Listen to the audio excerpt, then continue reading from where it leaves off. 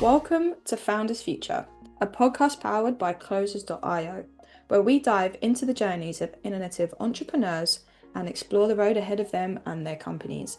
I'm your host, Olivia Sammons, and in each episode we'll uncover the stories behind impactful ventures, the challenges faced along the way, and the strategies driving their future growth. Today, we're joined by Ritchie Nkana, the founder of Operator's Edge, a unique coaching and consulting practice dedicated to helping high achieving professionals connect physical vitality and financial health. As the author of Body and Bank Connection, he now empowers leaders to optimize energy, avoid burnout, and achieve alignment between body and bank. Ritchie, very warm welcome to Founders Future. Olivia, thanks for having me. It's a pleasure having you here. So with all my guests, I like to start at the beginning of their journey. So what was it that you was doing before you started up your company, and then what motivated you to do Yeah, that's a very good question. Let's say change happens two ways, right? It could be through inspiration or desperation. so? And for me, it was definitely desperation. So everything I teach and coach and talk about lately has been more about my mess, which has now been turned into my message. So going back to how it all started, I come from a banking background. On paper, successful banker, but behind the scenes, my body was breaking down, energy tanking by 2 p.m., relationships on autopilot, leave you on caffeine and dopamine. So you're looking at yourself in the mirror, you don't like what, that's Mm, what I'm talking about, a desperation part of it. Not so much about the aesthetics. Yes, maybe I was a few pounds overweight, but it went beyond that. Looking in yeah. the mirror, I don't like what I see, how I'm showing up for my family. I don't like how I'm showing up for my loved ones. And suddenly, I did not like the way I did show up for my employers. And I was scared. I was scared and depressed because I had health conditions that were running in my family. Mm-hmm. And at that moment in time, I came to that realization that I was living in a problem, and it was time for me to shift it into a solution. And at that point, it was more about the physicality. It was more about fitness. So I did reach out to personal trainers, and but the solution that they gave me at that time was just not right for me. I was very busy with my career. I only had a very short window of time late in the Yeah, evening. And with personal trainers, you have to work around that time. So that did unfortunately. just not work. Exactly. So I did the next best thing, which I don't recommend, by the way, is going to the drawing board and research and study. So I studied everything from PT, metabolic conditioning, sports nutrition, Nice. and that's what came out of that solution. But what was so interesting is I was never thought I would coach or teach in that particular space. But I think with family, friends, colleagues noticing the change, Mm, they reached out to me, how are you doing this? Because they saw that transformation. And when I would tell them it's only taking me like 20 minutes of time, 3 times a week, goes, no way, can you show me how to do it? That's how it all started, very organic. Then I reached out to a business coach and how I could reach more people because I think capacity at that time did not have the capacity and I just enjoyed what I did. yeah. And that's how, yeah, first the Body and Bank Vitality, I think, was born, which has now evolved into Operator's Edge. But that's another story, I think, which we can touch on that in a bit. Okay, cool. I'm looking forward Yeah. to hearing about that. But yeah, we'll touch on that in a second. Very powerful story. Thank you so much for sharing that with us.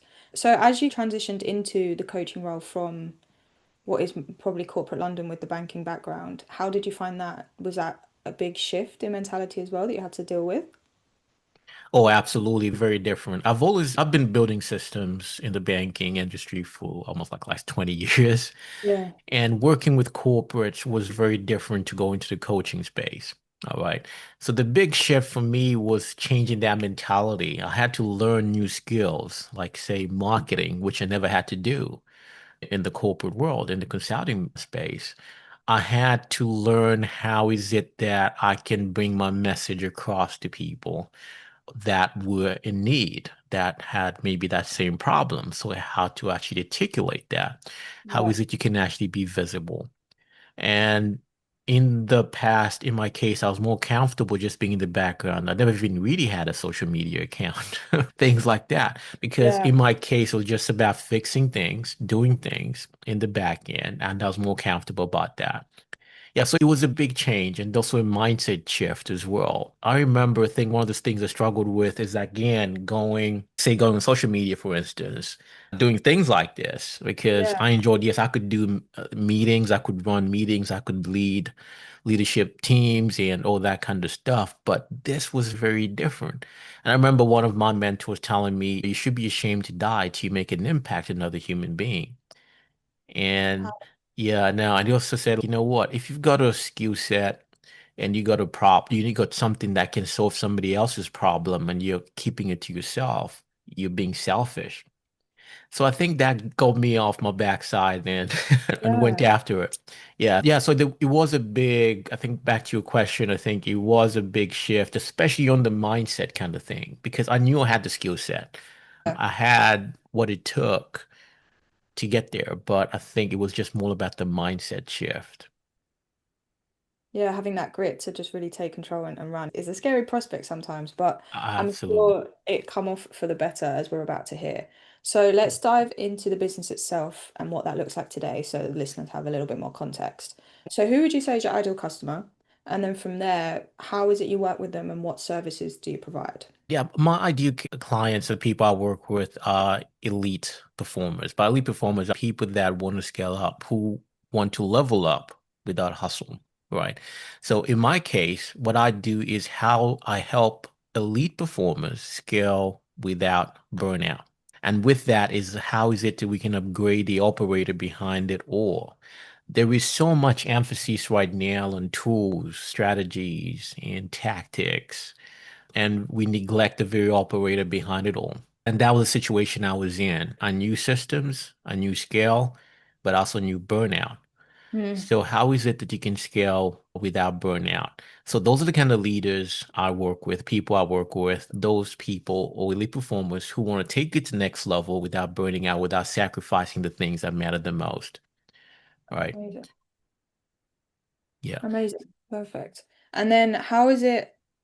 So once you're with them and together, do you do it more of, is it a one-to-one session or is it done through a program and practice? What does the offer entail in itself? Okay. Yeah, this has actually evolved a little bit. Initially, I started off with fitness, I thought was pretty much a solution. For me, it was a Yeah. saving grace.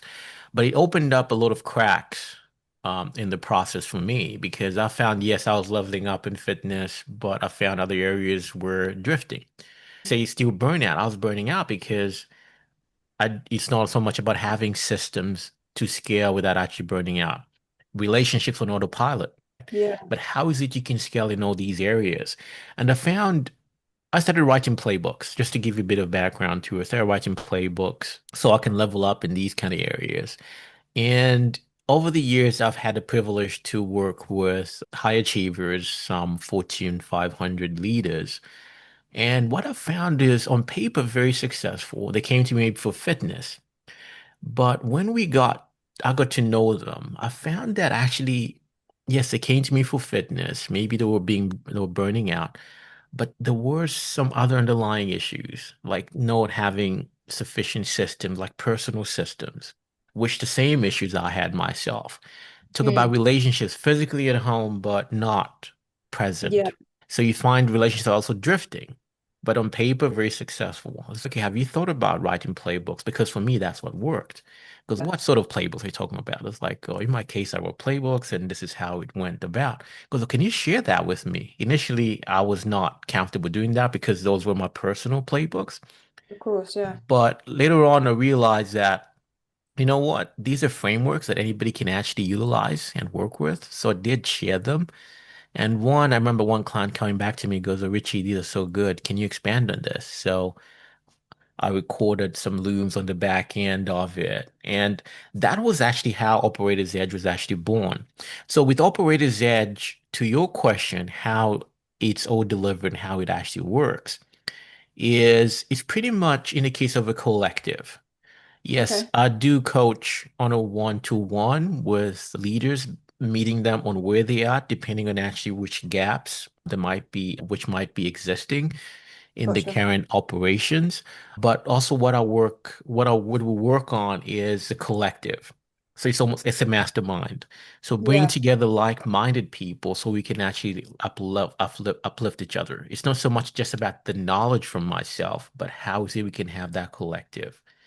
Find something that works. Say one would say, okay, I'm having this problem. Somebody goes like, all right, I had the similar problem. This is actually what worked for me. But the foundation of that started off with those playbooks. And it's in those those areas we talked about. So we're talking about energy, how you can level up Yeah. energy because energy drives execution. We can talk about enterprise. Enterprise, how is it you can sustainably create systems so you can sustainably grow, you can sustainably scale without burnout. And lastly, Yeah. legacy. Legacy, how is it that you can grow, that have the growth that aligns with that bigger vision? Yeah, I like the idea of the playbooks. As you say, they're obviously a very common and reoccurring thing within business themselves when you're trying to scale a business and run through systems and operations. But I've never thought about applying it to your mental state as well, or part of your mental practice, but it completely aligns. It's just a step by step what we need to look at, where the problems are, and then we move on from there. Absolutely, Okay. absolutely. Amazing. So I want to shift a little bit into the back end of the business. So when it comes to client acquisition, what channels and methods are you finding most effective for yourself at the moment? Yeah, I think for the most part, I think I've had, for the longest time, it was referrals for me. For the most part, it was more referrals. I use LinkedIn as well. LinkedIn has been quite good because most of my ICA actually resides there. Nice. So those have been my main focus. I've done a little bit of ads in the past, but that was more on the fitness side of things. But lately, it's been more LinkedIn, still referrals. I've got an email list as well. So those are kind of main channels that I use. I do have other channels like say Twitter. I like writing because I'm a writer, so I love writing. Okay. So that's the reason I think LinkedIn and Twitter resonates with myself. Just recently started the channel on YouTube as well. So those are the main kind of avenues that I use Okay, for the amazing. yeah. And in terms of LinkedIn, are you running that like organically, or do you run, when you said you tried ads, did you tried running ads on LinkedIn? That's a very good question, actually. No, ads was actually on Facebook. Oh, okay. It was Facebook ads, which I think we're very good in building up my initial email list, but that was more on the fitness side of things. Gotcha. I have not done that on the op from the operator's edge side of things, which I'm thinking of actually doing maybe in the coming months or so. I'm just testing out. I've actually just tested out LinkedIn ads actually just this past week. So I'm just in the testing phase right now. It's the first time I'm actually using it to see how that sticks. And how are you finding that so far? I know you said it's only been a week so far, but LinkedIn can be quite tricky in terms of running ads and finding people. So how are you getting your head around that? Absolutely. It's been very interesting. It's very different to Facebook. But the good part about LinkedIn, yes, it's a lot slightly more expensive when it comes to because it's very targeted. Unlike Facebook, maybe it's the algorithm, like in the case of the audience, you can't really target as much. Mm. With LinkedIn, you can target your ICA. Maybe that's the reason why it makes it a little bit more expensive. Yeah, but yeah, I've been testing it. It seems quite interesting. I might have maybe better results or maybe better educated answer to that maybe the next week or so once I look at the analytics or the data after about a week or so. We So I can hope check to do in that for over the part weekend. two. Yeah, absolutely, absolutely. Yeah, but it's been quite interesting, I think, in how you can actually target Yeah. the audience, Yeah, unlike, LinkedIn. say, yeah, Facebook. Yeah, LinkedIn's great, but actually that's changed on Facebook recently too with the evolution of Meta. So with Meta yeah. Edge, you can now actually target on Facebook as well, which works really well. And obviously it's a slightly lower kind of test point from LinkedIn. So they're actually improving Meta ads, which is great to see on both ends.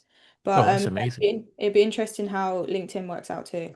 Because as you say, when you're scaling and growing, you've got the referrals coming in, which is ideal. And then the problem with referrals are not slightly as they're not as reliable because you don't always know when they're coming in. So the paid traffic is always nice to keep it pumped up.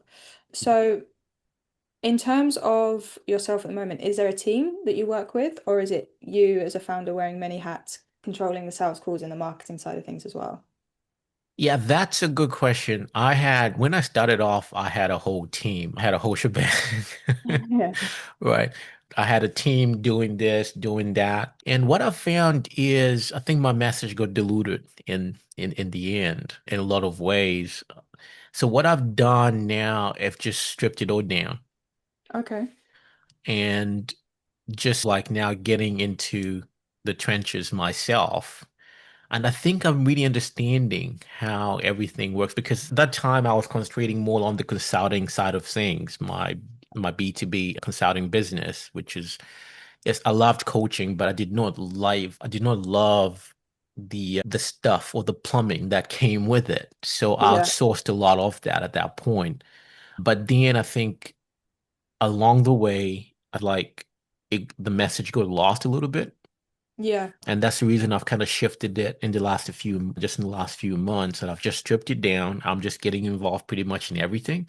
And the Hmm. idea is once I have proof of concept, I have that element of my own personal touch. I know exactly how everything works. I line up everything. Then it's easier then to delegate at that moment in time. I think initially I delegated too soon Yeah. and that hurt me a little bit. Yes, I was Mm. getting clients and everything, but I think some of the clients I was actually getting maybe not the right fit. And right now I'm very picky on actually who I work with. So I get involved in everything. Whoever I get, be it say consultation, whatever it is, I get involved in everything. So I know is it somebody that I can work with? It's not just about somebody cutting a check, but how is it Yeah. that can we actually work together? Are they Yeah. coachable? Yeah, Can you actually help them on the back end? Is it a good fit for both sides? They're all relevant exactly.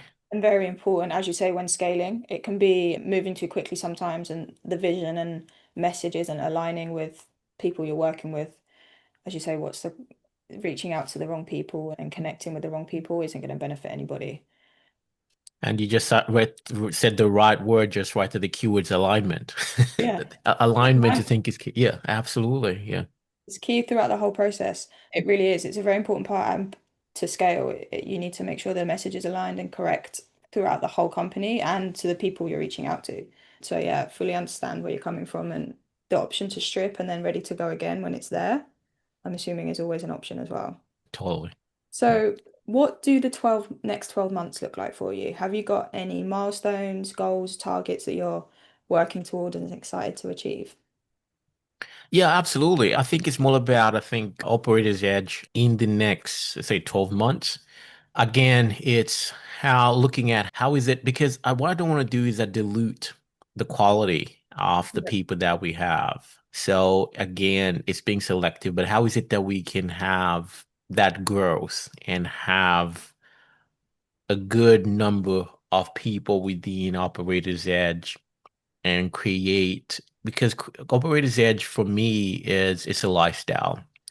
It's not just a program, it's not a course or anything of that sort. It's a lifestyle. But how is it that we can take it to the next level? I'm Yeah. looking at things like, say, retreats, doing more workshops so we can reach more people. I've got an enterprise element of Operator's Edge as well. That's more on a B2B kind of side of things as well that I'm rolling Amazing. out as well. So it's more about those kind of things, those kind of initiatives. Yeah. And it's all about reach. How is it that we can have more impact so people are more aware that it's not all based on hustle. Your next level is not based on more hustle. It's based on you being the stronger operator. So that's what is this is all about. Yeah, so talk about to your question, the next 12 months, I'm looking at how is it we can tap into all those kind of avenues that we can get operators edge front and center and with more elite performers so they understand that burnout is actually you don't have to burn out to Yeah. scale. You can actually burn out smoothly. You can actually like scale smoothly without actually burning out. Yeah, and as you say, it's a lifestyle. You're looking to change people's lives at the end of the day, and you can prevent burnout if you get in there before it shouldn't have to become an issue before it's an initiative to change. Oh Um, yeah. which is cool. So yeah, getting in front of the right people, taking the message. What would you say is the biggest challenge in achieving that at the moment? I think the challenge is always about you have to keep on refining the message, right? Because there's a framework I teach in the case of 3D framework, in the case of, because what happens is getting people to buy into, be it a program, an idea, or whatever it is, it takes that visibility, right? It could be demand. Are you solving that problem? Yes, you could be solving a problem, but if people are not aware of that problem, nobody's going to buy into it. So again, with that as well, it takes refinement. Yeah, It's not ready made. So it's about constantly refining that message so that you are visible. So yeah, again, it's that visibility and just that awareness of that there is a solution to this problem. There's a lot of people going through burnout right now. It doesn't have to be that way. And there is a yeah, solution that you can actually scale smoothly, cleaner by pretty much upgrading the operator behind it all. yeah, amazing. And awareness is the right word. It's what can people know? They need to know that how to change and who's there to help them change. Yeah. Perfect. So as we finish off, I wanted to move into a little bit of a lightning round. What would you say is the best piece of advice you've ever received about scaling a business? Wow, I think it's clarity. I think clarity of exactly where you want to lead because you can have the energy, that's just that important. Energy drives execution. But I think having that clear vision as to which direction you want to take, I liken it to an architect. Architects complete a skyscraper before even a foundation is actually laid. Yeah, So scaling is all about clarity of that vision.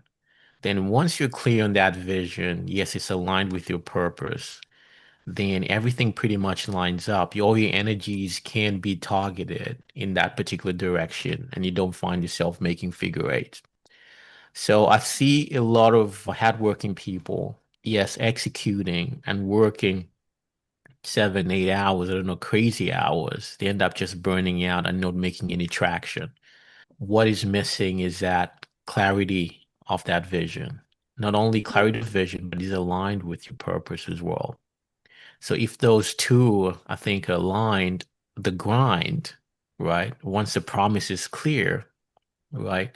The sort of the pay, what your payment you make, right? The price you pay towards that makes it so much easier. yeah, Mm.